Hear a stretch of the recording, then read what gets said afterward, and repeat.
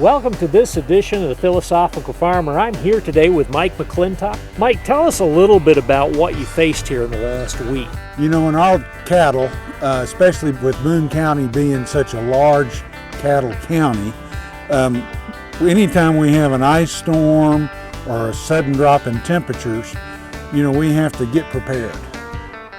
We have to prepare, start thinking about water and extra feed and how we're going to deliver all this stuff. So it becomes a real frenzy. You know how in Arkansas, the first thing you do when you hear this, everybody goes to Walmart and gets milk and eggs and Clears the shelves. And bread, yes. Well, ranchers, we start trying to get our hay located. We try to think about getting it positioned where we can get to it easily. We start thinking about water. We start moving different animals around, thinking about how we're going to take care of them when it hits. Our cattle have hair on them, and cattle tend to adapt to their environment, you know, just like we do. And they were not prepared for this sudden, severe change in temperature. The key is what kind of shape were the cattle in this fall before they entered into this. The reason my cattle and a lot of ranchers' cattle have fared pretty decent is because of the body condition that they have, you know, and that's the layer of fat. Anytime you go out, and if you're going down the road and you look out there and you see those cows that have all that snow caked on their backs, and people, it really upsets people that aren't familiar with ranching sometimes, but we actually want to see that, because what that's telling us is our cows are not burning excessive calories and melting off that snow, and they have hair cover, they have a layer of fat underneath their skin, and it tells me that they're in real good body condition and they're handling that cold weather as good as can be expected. Talk to us a little bit about, you know, I understand that when it's cold like this, they've got more requirements of the amount they have to eat to stay warm. Tell us a little bit about hay plays into that. I think a lot of us don't really understand that. Okay. Cattle in cold weather can eat up to 3% of their body weight. And so for the folks that are watching, 1,000-pound cow, which tends to be on the medium to smaller size, if she's going to eat 3% of her body weight, that's all she can consume. We're talking about 30 pounds of hay a day. And that's a lot. And 30 pounds of dry hay can be a pile this big. Well, her energy needs, when that temperature drops down and gets down in the 20s and the teens, is going to jump up 10%, maybe 15%, because she's burning all these calories trying to stay warm. And so lots of times what people try to do is they try to give them more grain. And the grain can offset the nutritive value of the hay, but it will not make them warmer. What makes ruminant animals warmer, which are cows, goats, sheep, is the rumination of that long stem fiber, because they have this rumination vat, and when you feed cattle, or when you see ruminants, goats, sheep, and cattle, when you see them out there grazing grass, they don't directly digest that grass. It has to go into, you've always heard of people saying that the cows have 4 stomachs. Well, that's not really true. They have 4 compartments, but there's a great big compartment on their left side where that is actually fermented and ruminated and pre-digested. And so then when that starts to pass through the digestive system,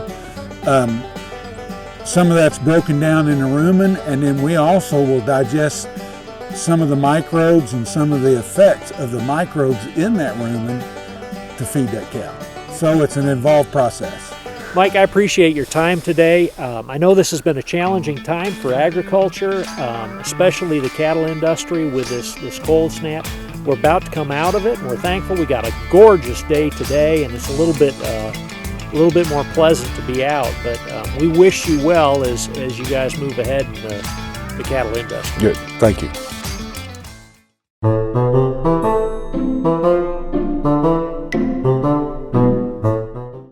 I'm here today with Sherrie from Plants Etc. And we're talking today about the impact of the unprecedented cold snap that we've just experienced.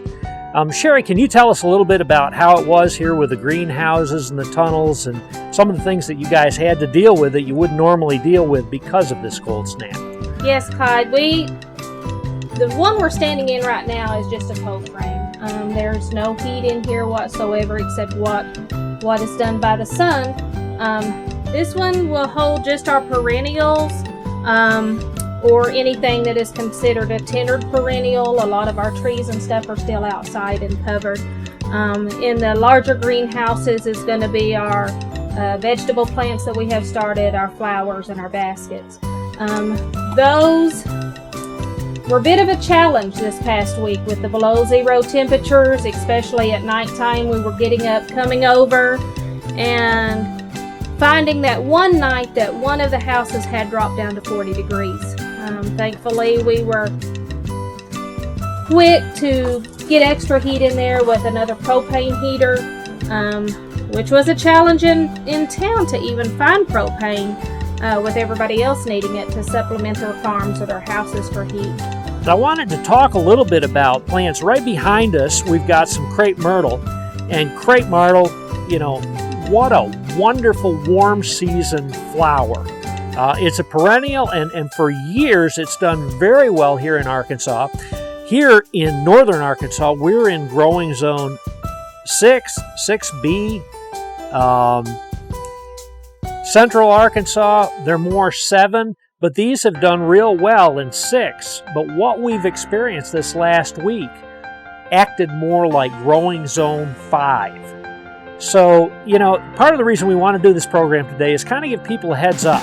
There is a good chance that some of your shrubbery, like crepe myrtles, they're not going to wake up normal this year. They're not going to bud out like they should. Kind of a good news, bad news scenario. Don't lose heart. You probably haven't lost your favorite crepe myrtle.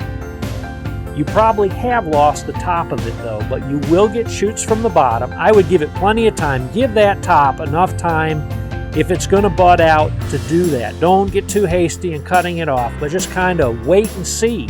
Crepe myrtle is what I started with, but there are a number of other plants that we can anticipate this same problem with.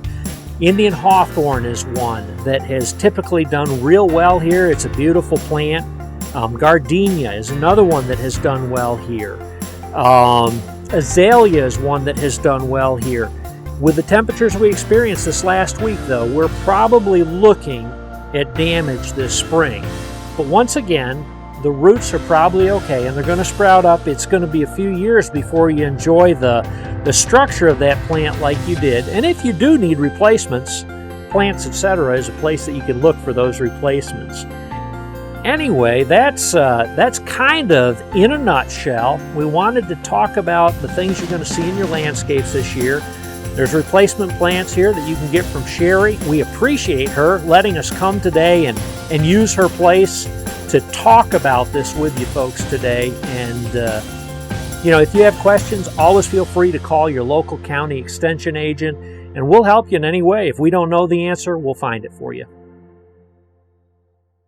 All right, guys, my philosophical thought for today, I wanted to share something with maybe a little bit more levity. One of my favorite philosophers is Dr. Seuss, and I thought he had something pertinent to say about hard times. He says this: I've learned that there are troubles of more than one kind. Some come from ahead, others come from behind. But I've bought a big bat. I'm all ready, you see. Now my troubles are going to have trouble with me. Guys, I know it's been a rough week for a lot of folks. They've dealt with frozen pipes or cold houses or losses in their fruits or in their shrubbery. Hang in there, guys. The sun's going to come out tomorrow and there's better days coming, but let's attack our troubles as they come instead of letting them bog us down. Thanks.